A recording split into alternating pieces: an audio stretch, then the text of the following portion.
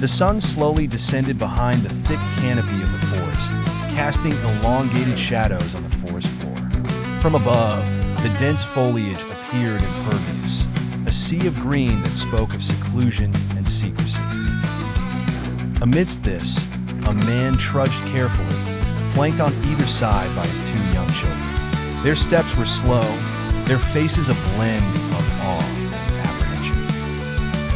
The man, a sturdy figure with eyes alert and calculating, clutched a makeshift bag over his shoulder, filled with essentials they'd managed to gather. Despite their fatigue, the children tried to keep pace, their shoes brushing softly against the leaves strewn across the forest path. Occasional rustles and distant chirps punctuated the silence as the towering trees stood sentry. They hadn't seen another soul for days, and the weight of isolation pressed down on them as obstinately as the humid air. Out of nowhere, a rustling sound emanated from the bushes ahead, a sharp crackle that broke the stillness like a clap of thunder. Instinctively, the man halted, his hand shooting up in a terse signal for silence.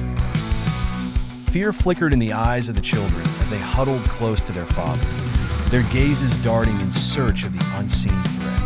Tension coiled around them like a python, squeezing the breath from their lungs. The forest around them seemed to hold its breath, trees swaying slightly as if watching, waiting. As they continued, the path unspooled before them, leading to an unexpected challenge. A deep ravine, or perhaps a path obstructed by a fallen tree etched by time in nature's hand.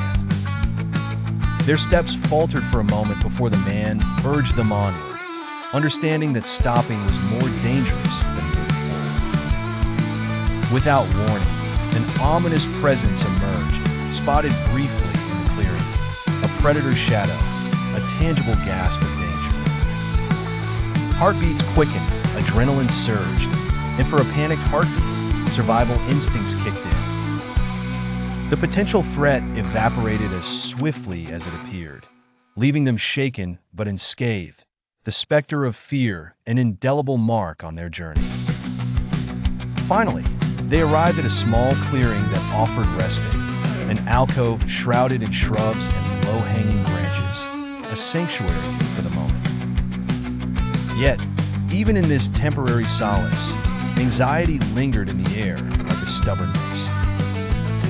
What lay ahead was unknowable, an ever-present uncertainty in their wild odyssey